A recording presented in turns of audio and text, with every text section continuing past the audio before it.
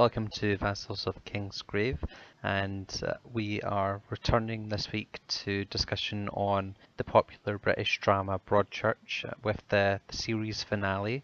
My name is Glen. I am Dagos Rivers from the podcast of Ace and Fire forums. Hey, it's Mary and Nymeria on the forums. Happy to be here. So when is it that you watched the final episode? Just last night. Just last night. Yeah. Oh, that's right. It was you watched half of it during the day and then half of it at night. Yeah. I just had a rehearsal. I really had to get to and be on time, and I still started the episode because I figured I would have difficulty finding time today to do that. So, and then I was left with like the last 10 minutes. But actually, like the last 10 minutes, you're enjoying them because you have the conclusions of everything, but Yes. the big reveal already happened. Yes. I wasn't left hanging. Just I knew who did it. I could get to my rehearsal and say goodbye to everyone after. I mean, say goodbye to the whole crew and characters afterwards. I guess it was similar to Series 1, so the big reveal happened early on in the episode, so I guess... I don't even remember, but yeah, I guess so. I think that's the point of Broadchurch as well, is that it's not just what's happening, it's how everyone is reacting to it, so it Yes. wouldn't make sense to have it just as at the end of the episode. We need the reaction of everyone to that news. Did you watch it live on live. Monday night? Yeah, I'd expect. I think I just waited about 15-20 minutes until it started so that I could just fast forward through the adverts. And the let me try and think. I think I was watching like Monday's usually a really good day for TV because like all my favourite shows are on then. Yeah. So there's like Big Little Lies on just now. There's Broadchurch. Yeah. There's this new show called Harlots that Bina's talked about a few times. And I don't know that one. Oh, I think it was on Hulu. So just set in the 18th century about a brothel and this rival, like there's two brothels and like it's this big rivalry and stuff. Then there's Child Genius US, that's on, and the Pop Game as well. So that's about Timbaland finding a pop star. So I think I was watching one of those and then moved on to Broadchurch. Yeah, I was actually kind of worried that I would get spoiled yesterday, but I guess like Broadchurch isn't such a big thing that everyone is going to talk about it immediately, and like I barely had a few articles like caught my eye, like big reveal on Broadchurch, but nothing was said in the title, obviously, so I was fine. I opened the newspaper, which was the Sun newspaper, and I seen on maybe page 10 or so that they had a picture of the person that did it, and then it talked a bit more about the end of the series, and then it talked about everyone was shocked by this happening, so if I didn't watch it, then I guess I would have been spoiled. Yeah. Well, I guess in France it was less of a big deal, of a risk. Yeah. Yeah. But it's actually like I mean, there are French networks that are gonna broadcast it, which are gonna air it, which is not that common. Like I'm fairly convinced that there's a lot of amazing British shows that which are never on French television. You just have to find them through. I mean, you can obviously a lot of those are probably on cable or paying services or stuff like that, but on the main networks, there's not much. So with Mark deciding to leave the family and just give up. Obviously, it's better that he didn't commit suicide, but still, it was really sad that he just left. And hopefully, he still keeps in contact and visits his daughters. But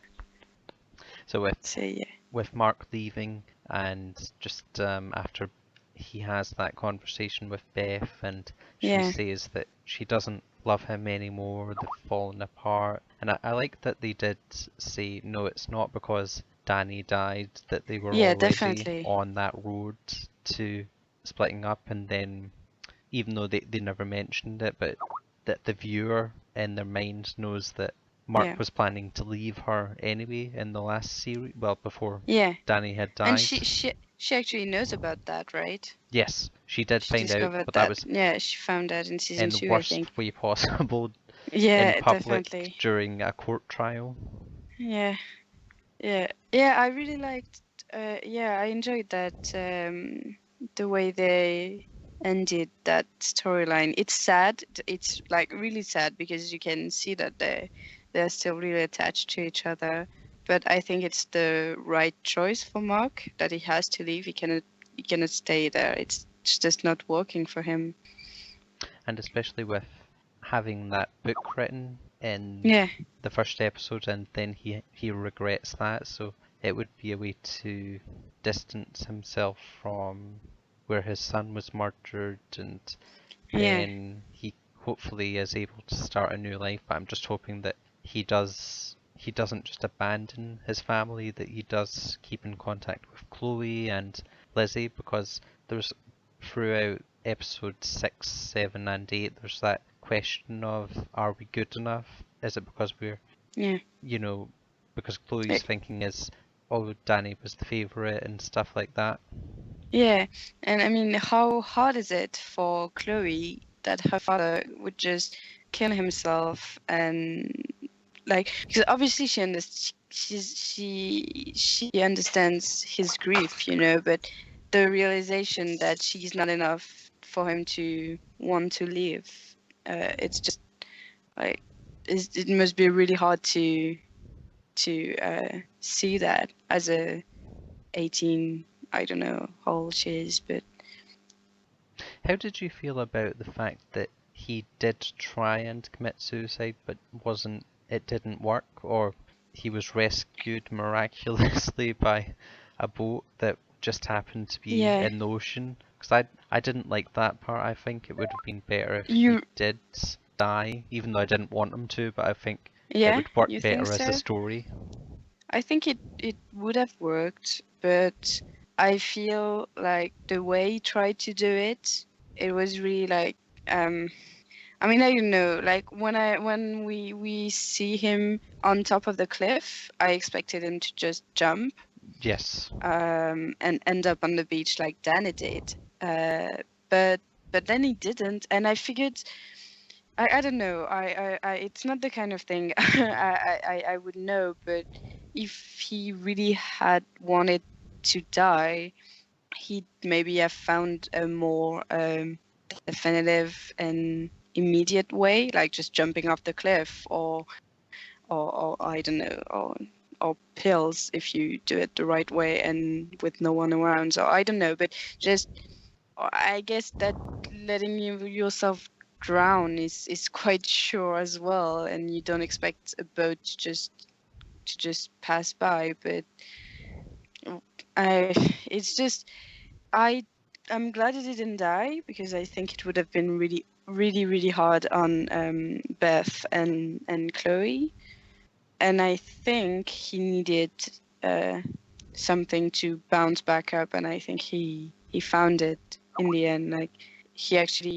It's the first hopeful thing we see from him. Their last scene, when he's like, I have to start again and get away from here and take care of myself. I think he really wants to do that, and that's the first time we hear him say something like that. I remember when episode 6 happened and it was all over the newspapers and online, like shock ending to Broadchurch, depressing ending, and they were building up that he did commit suicide. But on Reddit and on Digital Spy and a few other places I read, they were saying these things like, oh, it was a metaphor, or it was like what you see isn't what actually happened, and he actually did jump off the cliff, but they wanted to make it more viewer friendly by having him just float on the ocean. And then I was convinced that that he had died, and I was so surprised the next week when he was just in the hospital bed. I wasn't that convinced because we don't really see it. Like, as you said, we just see him floating, and like I kept waiting to see his face actually go under the water, because on the last shot we just go further up from the sea, and we still see his face on the surface. We don't fully see him go down, and that didn't happen. I figured he might not actually be dead. He could just like snap out of it 10 seconds after that and get back on the boat, So yeah, I wasn't entirely convinced, and actually he didn't die. So in the final episode, when they were doing that backstory about Leo, yep. So you see Lucas, he's waiting in the taxi, and then Leo comes up, he gets up in the front seat. I was hoping, I was just saying, please don't be Mark, because I was thinking it would be Mark that would jump in the back seat. Yeah. And that's what I thought was, I guess, the build-up to the story. I kind of thought that maybe that was happening as well, just because we had in parallel these scenes of Mark and Beth, and which is what Broadchurch does. I mean, they did it all throughout season 3, having scenes of the Latimer family that are not necessarily linked to the investigation. But I was thinking, we keep seeing like the new suspects and everything, and the new clues and everything, and then Mark and Beth. So maybe that's the build up to it, but I'm really glad that didn't happen. Me too. Delighted that it didn't happen.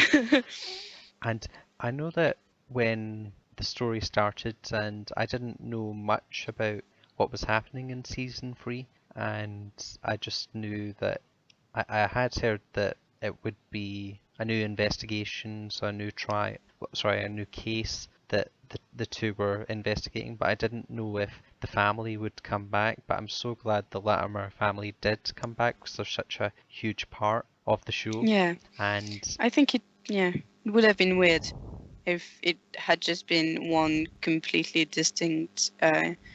I know there's been a lot of criticism about that did they have to bring the Latimer family back, and it's convenient that Beth was set up as the counsellor for Trish, but I'm glad that they did, and it's, well, the best possible way that they could link the two together anyway. Yeah, like, it's convenient, but it's also a really good idea. Like, I mean, it's a, yeah.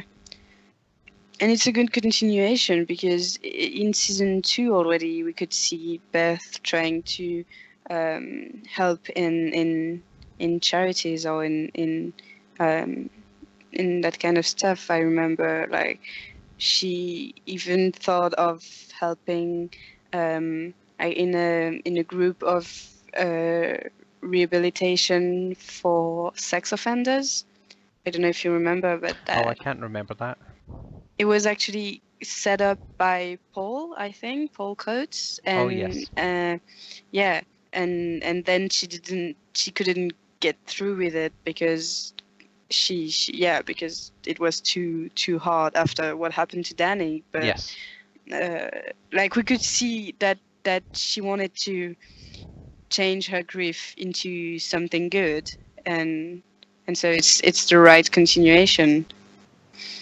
Oh, and I guess I like the setup that Beth and Chloe are moving on with their life. They're trying to help others, and that helps themselves. So Chloe is helping Daisy and befriending her, being supportive to her, whilst Beth is being, taking on a new job and being supportive for Trish. Then it contrasts with Mark, who's still stuck in the past, still, wanting revenge on Joe.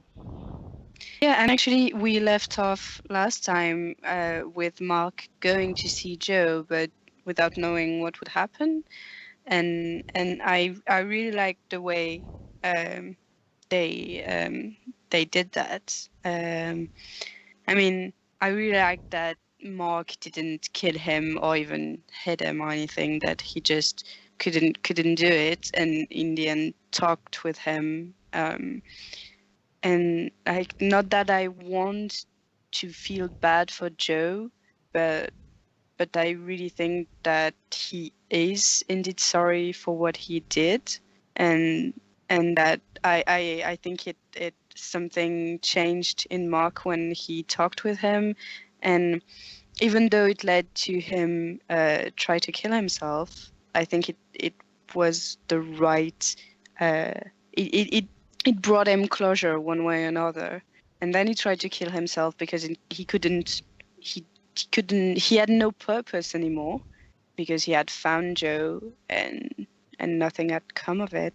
And so yeah, I really enjoyed their conversation, and it was really hard to watch, because like hearing Joe tell him that he was too late, and that Danny was already dead when Mark was on the parking lot and everything. Like, it was hard, but it's the best outcome I could see for that situation. I enjoyed that too, because in most dramas it would have gone a different path. Like, he would be locked in the van, or it would be death for Joe. It's more realistic in a way. Like, they don't just choose to. I mean, the writers, they don't just do stuff for the big show. They try to write a coherent story, and I think it is consistent and plausible and more realistic this way. Yeah. And you were talking about Daisy. I loved Alec's reaction when he went up to just when he when he spoke to the three boys. And like, he's just he tears a train ticket and just, you're staying here, and goes and talk to the boys, and just he was amazing. And it was great when afterwards Ellie was like, "You took my advice." Yeah, and he said, I think I'm too nice to people." And she was like, "No, that's not it. I mean, that's not what I wanted you to think, because you're not that nice to people." But I mean, she was right, Ellie, on that point. Like, Alec really wanted to. I get that he didn't want a conflict with Daisy, because he wants her to feel happy and not to hate him. But the right decision was for her to stay and work through her issues, and not just go back to her mother every time. I mean, shift parent every time there's something wrong with where she is. And I do like at the end when Ian said to Trish, "How about I bring home a takeaway?" And then Trish sort of thinks about it, and then she's not like overly excited about it, but she says, "Yeah, that would be fine." So I think I like that. She's fine with it. Yeah, I like this too, because like, we did suspect Ian, and it was really shady what he did. Like, just, it's definitely not okay to install a spyware on your ex-wife's computer. And no, I wouldn't recommend it. No, that's like, don't do that at home. It's not okay. but he does feel bad about it, and like, it's not as bad as everything else we've seen in this season. So it's all right. And I'm glad that it's hopeful for Trish. And with series 1, I guess it was probably similar to series 1, even though I didn't watch series 1 as it happened. But I'm guessing that there would have been like news reports, and in the build up to the final there would have been articles about, all the suspects and how they're linked together. But Joe probably was away from that. Yeah. And they've done the same again, because I've never seen anywhere list Michael as someone that could have done it. Yeah, because I think everyone, I mean, people didn't want the rapist to be a kid, which I get, but people did mention Tom, right? They did, yes. Yeah, that's what you were saying last time. The focus was more on Tom than on Michael because he's Ellie's son and everything. So maybe, but yeah, Michael. But at the same time, like, I feel like with Joe, it was obviously really shocking because we definitely didn't expect him at all. And it was also shocking because he was Ellie's husband, and like we didn't suspect him, but if someone had said it could be Joe, we would have said, well, I don't see, like, it doesn't seem like it could be. And like with Michael, we pretty much would have had nothing to say. Like, yeah, I don't think he did it. Why would it be him? But we wouldn't be as shocked by the idea because it's not a really important character up to this point. Like, it was basically like just saying that. I mean, at least it's a character that we had met before, but it's not it's not like if it had been Mark or I don't know.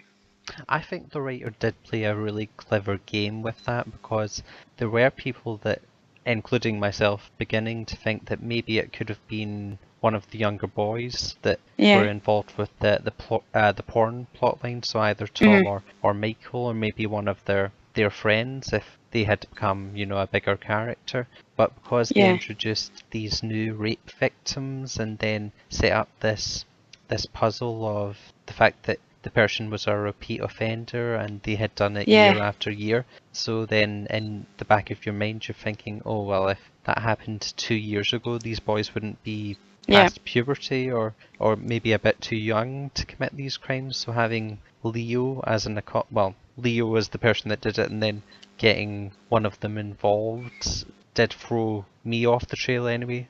Yeah, definitely it did, because we couldn't see how it could be Tom or another boy that age linked to the other rapes, and at the same time, I mean, it wouldn't have made much sense to bring up the other two very similar attacks without them being linked.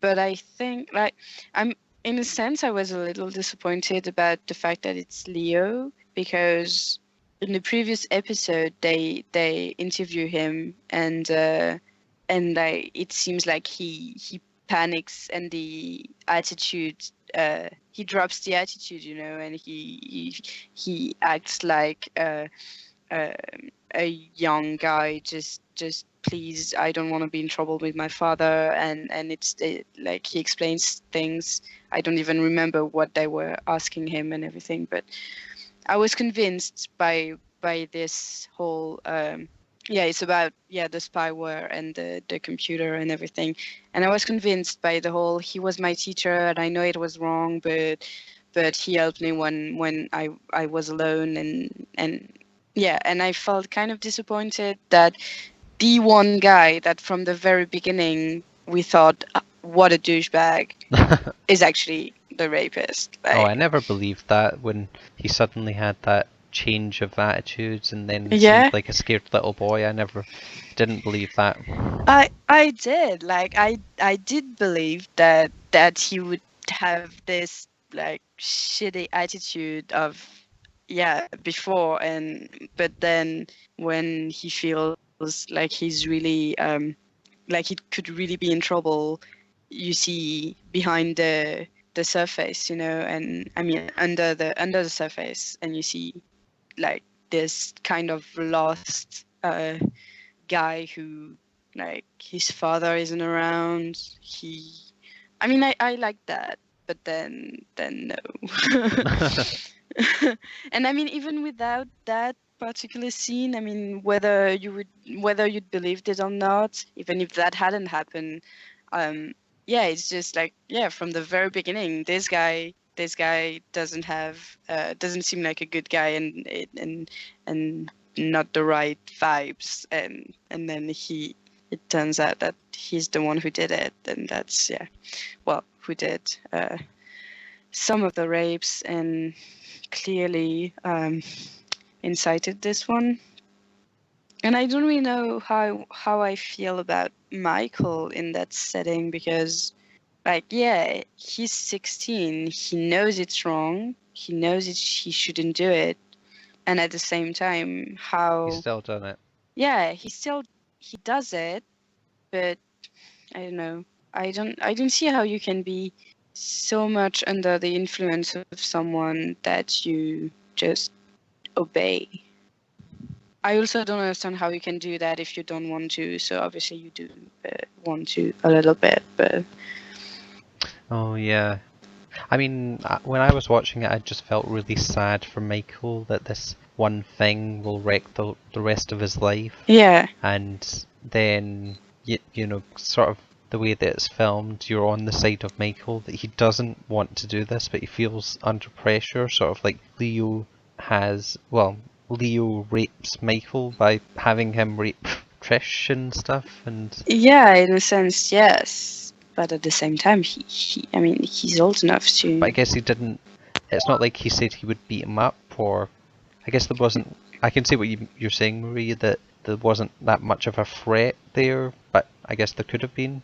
I think it's never an explicit threat, but that Leo has such an influence on him, and you see that throughout the episode, and that Michael, for one thing, really wants to impress him and do as he says, and also is kind of afraid of him. Yeah, they're drunk, and I think he's afraid of him, like, because he sees how he acts, and I think the threat is still implicit, even if we don't necessarily feel it from the spectator point of view. Yeah, I agree with you, Marie. Hi. Hey, Alec. Hi, Alex. I'm finally here. That's great. Were you able to call your friend? Yeah. Good. It all worked out. Cool. We did plan to not talk about the actual murder part of it, and we were just taking it slow, talking about the Latimer family and Mark's story first of all. What were your views on that? Well, I was kind of shocked, obviously, when he jumped off a cliff, even though that wasn't shown in the episode, because that was not the outcome I expected. Like, I thought he was going to go see Joe Miller and maybe pick a fight with him, end up in jail or something for assault, but I did not foresee that. And yeah, I feel so sorry for the Latimers, because they've been through so much and they keep going through so much, and like they can never really go back to being a normal family. And it reminds me of Series 1 when I rewatched it a few weeks ago, that I can't remember who said it, but someone said to Beth that was it someone that had a child murdered before? Yeah, it's another woman whose child had been murdered, or yeah, that the parents don't usually stay together. Yes. Yeah. But like Mark was already cheating on Beth. That's right. Yeah, exactly. Like, obviously, we don't know if they. I mean, like, if it had all been fine before Danny, we don't know if they would have stayed together or not. But it definitely wasn't fine, and there were definitely. I mean, Mark was gonna leave her, so. Yeah, it's sad, but at the same time, I think it's also a very real thing that couples just drift apart and stop loving each other that like they used to. And obviously with the whole Danny thing, it's really sad, but it's also life. I mean, yeah. And it also surprised me when Mark tells Joe Miller that he'd been, like, he thought that he could have intervened because he was in the parking lot the night Danny was killed, and he was trying to figure out the timing to figure out whether or not he was there at the same time. And the fact that that hung over him for 3 years, like, I hadn't thought about that, and it really also sucks, I guess. Yeah, definitely. And that was the moment that something snapped in him, that he didn't want to, well, he had given up on like the discussion with Joe, and then that's what I think caused him to go up to that cliff, because he thought... Yeah, but I think that would have happened either way. Like, whatever the answer to his questions was, just the fact that he had answers, and the fact that this conversation happened, and it's like there's nothing after that. Once you've had that conversation, and either you realize that indeed you were like a few really not far and you could have intervened, or that you couldn't, both answers would bring the same result, that he doesn't want, he has no reason to want to live after that. It's kind of, like, I wish it had happened before, kind of, because at least he would have had closure if he'd had that conversation, like, at the trial or immediately after. That's the worst thing about season 2, right? Is that they thought they could have closure, and it went the opposite way. It's just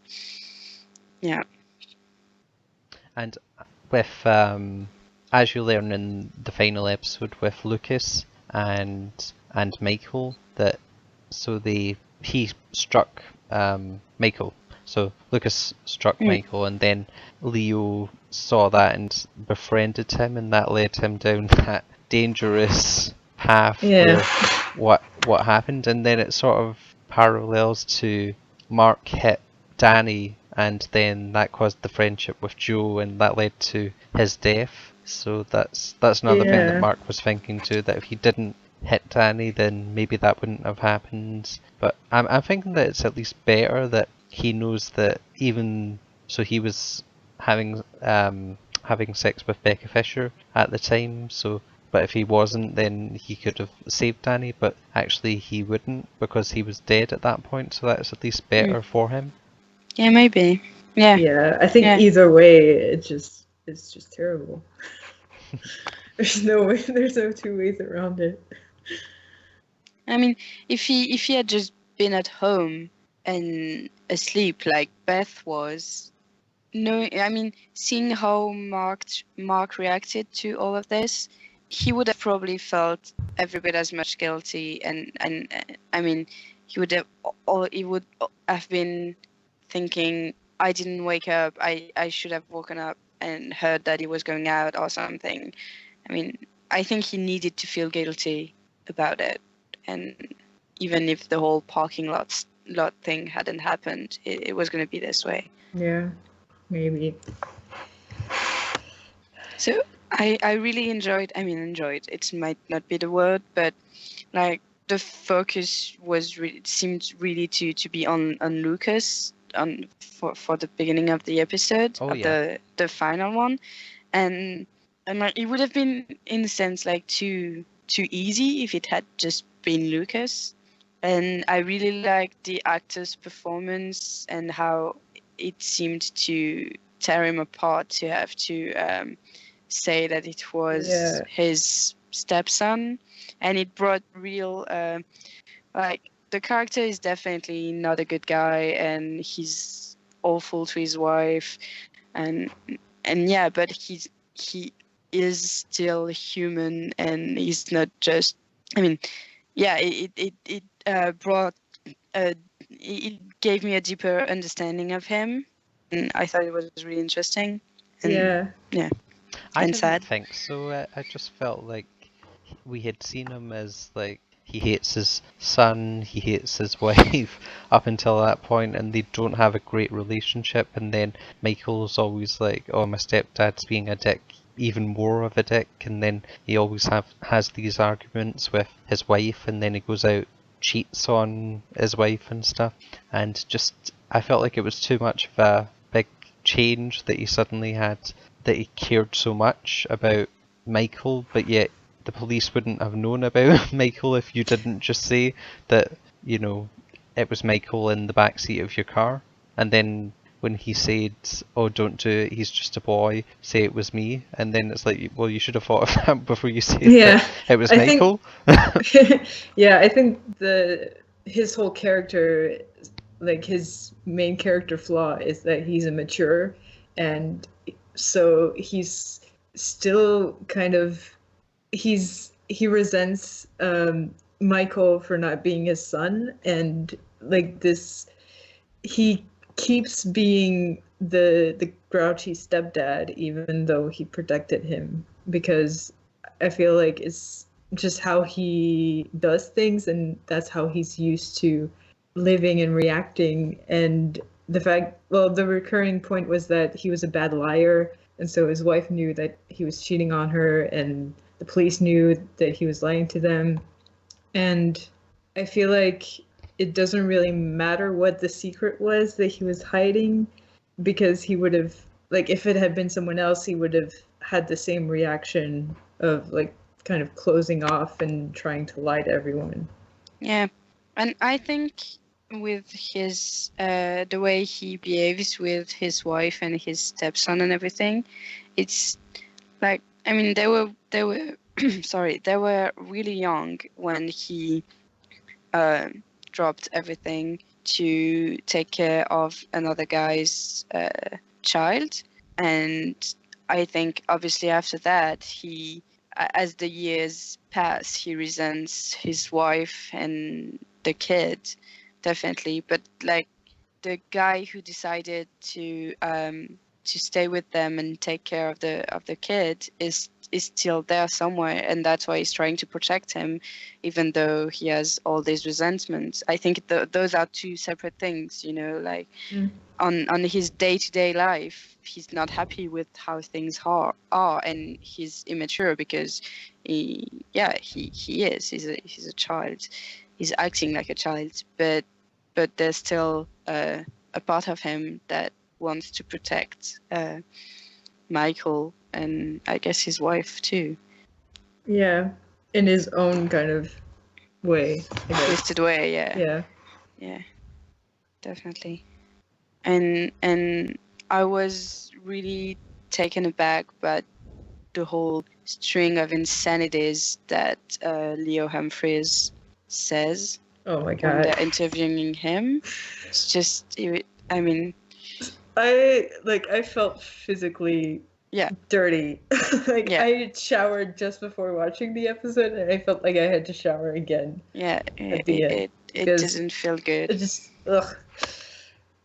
And you could see it on Ellie's face how disgusted she was. Yeah, and she how angry. Couldn't believe that anyone would say stuff like that. And then he has his girlfriend sleep with Michael as well, and she does it. And she does it. I mean, how? I mean, which shows, I think, that it works for the whole Leo is a really is someone that has a real influence on people around him. Like, he has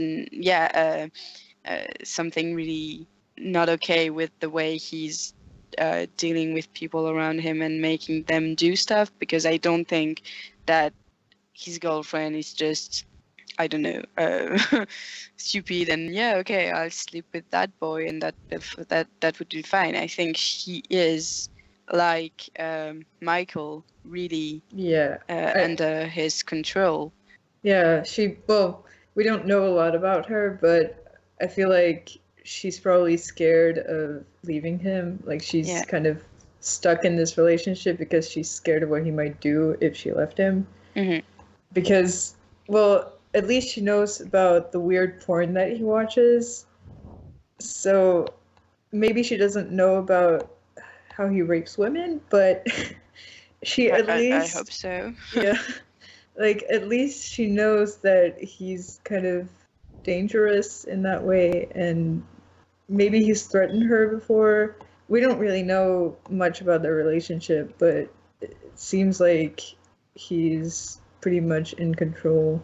Yeah, I think it's like with Michael, the threat doesn't have to be explicit. He just has so much. He has a power over people to just. Yeah, and like in the case of Michael, you see this guy going to a party with his full rape kit with like the gag and the string to tie him up. It's and like in that situation, Michael just saw Leo club a woman unconscious, pull out twine and a sock from his bag, and just do that like it's routine. I mean, I understand that he's traumatized, and that's like I don't think he had any choice. Like, yep. He's like, what is this guy gonna do to me if I refuse to do what he says? Yeah, but at the same time, I think it's not right to portray Michael as really a victim here. I mean, I think he is a victim of Leo's abuse as well. And he is also, yeah. But, I mean, he does it, and, like, he could have just run to the house. I mean, I don't know. Yeah, obviously he's afraid of Leo, but he's a victim of Leo's abuse, but he's also not innocent in all this. Well, yeah, I feel like he had a choice at first to, like, when Leo brings his girlfriend to sleep with him, like, he could have just said, "No, man, that's weird," and gone away. But, well, the guy's 16. He's hanging out with this kid who he thinks is cool, and all of a sudden the guy knocks a woman unconscious and asks him to rape her. Like, I kind of see why he didn't run away at that point. Because, and yeah. I mean, Leo's really scary. Yeah, and he's also his his role model. Yeah, I mean, the only like model he big has. brother figure. Yeah, especially in this specific area of women. I don't think he has much. I don't think he has any good influence how to treat women, which doesn't make it right, obviously. Yeah. But still, I'm not comfortable with the idea of just saying, "Oh, poor Michael, he's a victim in this," and like I don't like the fact that it's gonna ruin his life. I feel that it's unfair because he's not necessarily a truly bad person, but he did rape someone, and I mean, yeah. It's a tough one because yeah. You want to feel bad for him, but at the same point, he is the rapist. I mean, there's no way around this. Did anyone think that Michael and Leo were going to sleep together when they were in the room, in his parents' room? No, I didn't. It was going through my mind. Or hopes. No, I didn't. Because like it was just the way it was set up. Like, oh, have you slept with any girls yet? And yeah, then they look at each other. I see how you could get to that. Yes. But yeah, I'm not sure what would have been the point in the last episode. I don't know. Well, if they'd been sleeping with each other, they probably wouldn't have raped a woman, so... Well, I mean, obviously, Leo is not raping women because of, I don't know, sexual insatisfaction. I mean, he has a girlfriend. He's okay. I mean, having sex on a regular basis is not preventing him from raping people. So I know there was a theory that Lucas and Leo were a couple and that's why he was always getting in Lucas' taxi and stuff. And why not? I seen that in a few places anyway. And they would be actually the people that committed the rapes, but together, like they joined forces to do it. That's what. Well, I didn't think they were sleeping with each other, but that's what I thought going into this episode, that it would be Leo and Lucas. Yeah. Like one rapist and one holding the camera or something. That's also pretty disgusting. Yeah. The fact that they filmed it. Yeah, definitely. And we didn't see Kath or Jim all throughout the last episode, right? They just disappeared. Oh, I think we've seen a flashback of them. Yeah. We see her at the party and everything, but we don't see them live. And I mean, I guess none of you did believe that it was Jim or Ed. No, actually, yeah, no. No, Jim. For a moment, it sounded like he did it, but yeah, like when Kath. When Kath calls it in to believe it, and the whole she called the breakdown company before she was raped and stuff was a good tip. But I didn't. Ed, I definitely never believed it. Yeah, but it is kind of creepy that he had like thousands of pictures on his phone. Yeah, that's not okay.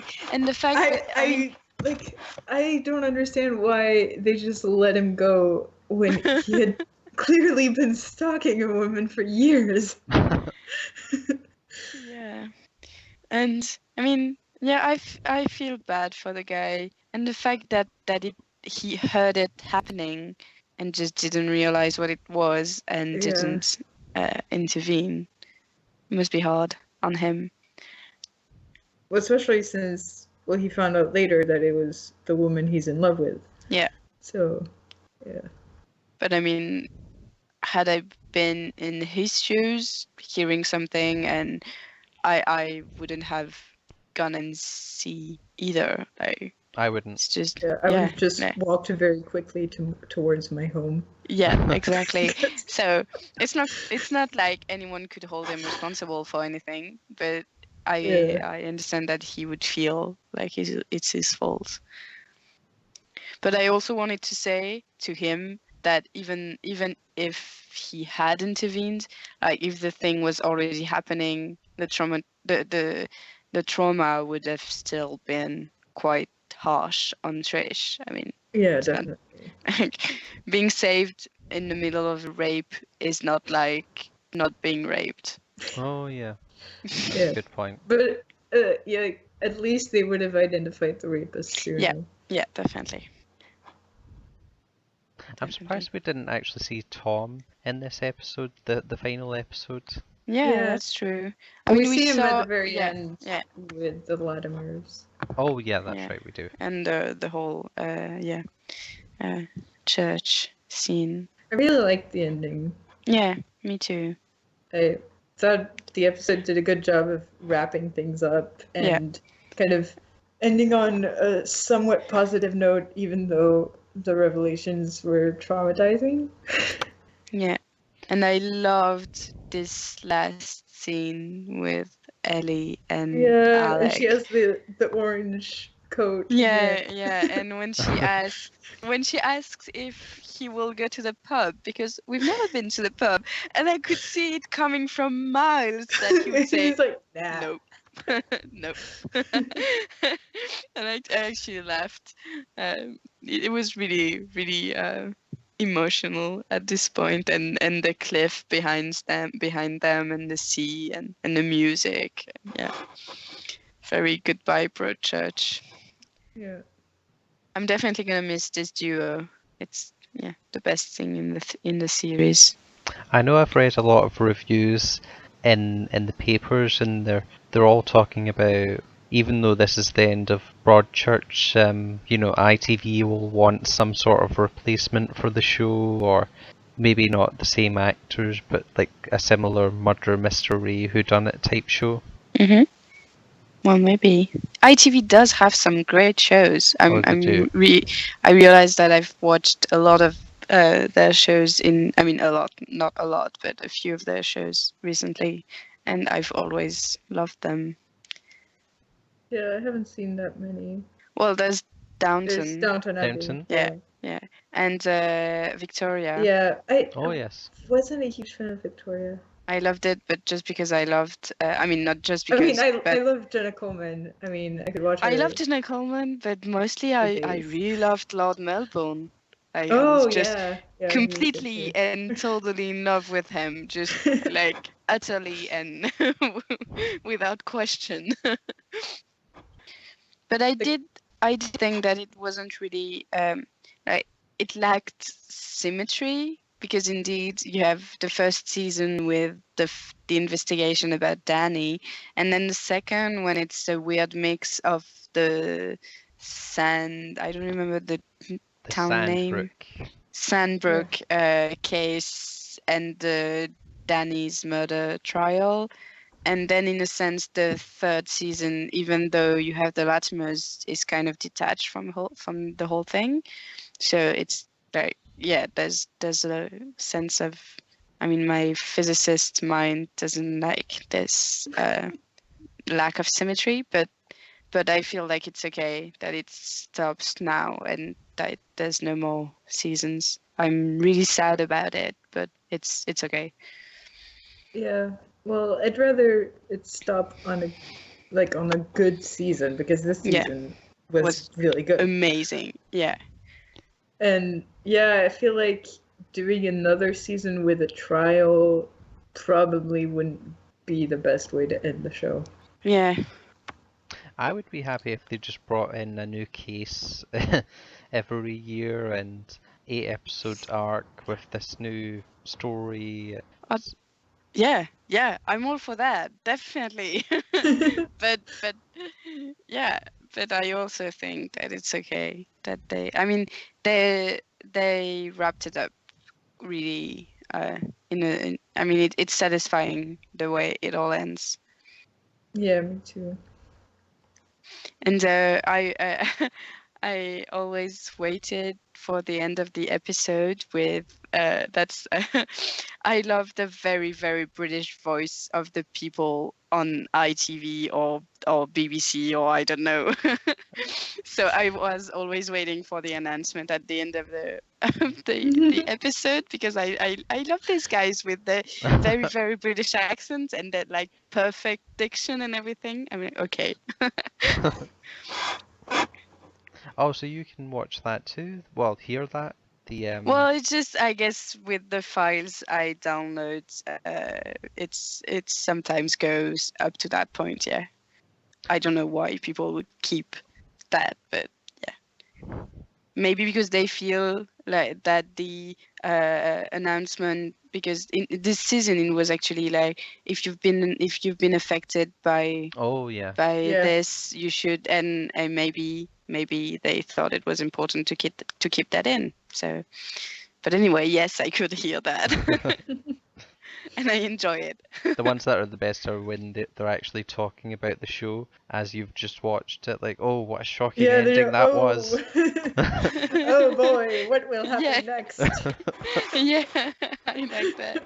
And thank God I have VOK to get me started on some of them, because otherwise I just keep like staring at my watch. I'm at my watch list, and I'm like, well, I don't know which one am I gonna pick. But then now I'm watching The Expanse and Big Little Lies, and I'm reading Dune. VOK is deciding everything I read and watch. Yeah, and American Gods is coming out soon as well. It's a book, right? There's a book. It is. Yeah, it's a book, and there's the TV show coming out later this month. I'll have to read books at some point. The book is amazing. Yeah, but I'm so used to reading only fantasy that just reading Dune at the moment is really new for me. Like, I'm not used to this kind of reading. American Gods is kind of fantasy too. Yeah. It's, well, I don't really know what category it fits in, but it's okay. It's not sci-fi, and it's not. Yeah, I guess it fits into fantasy. Okay, I'm gonna add but it's this. It's not heroic fantasy like Yeah. Song of Ice and Fire. Yeah. Yeah, Neil Gaiman is pretty hard to categorize. Yeah. I think. I'll take a look. Definitely. So how far are you into the Expanse? Well, the planning of it anyway. The Expanse podcast. Well, we've settled on a date. I feel like I'm gonna marry this TV show. We've set a date, set out the invitations. We're gonna try to do it on May 7th. Oh, good. So that everyone has time to catch up, and also because I'm busy these next 2 weekends. And yeah, I guess we'll see closer to the date who can be on it. Yeah, I feel like you have a few people interested. Tanya just said she wasn't free on the 7th. Yeah, I saw that. But there's quite a few people interested. So yeah. I'm hopeful that we'll manage to do this. Yeah, well, I'll be free, I guess. So I'm not doing much on my weekends anyway. So I might as well just plan this, and if anything else comes up, just plan it around it. But and I'm really excited to talk about Big Little Lies as well. I have to watch that. It's good.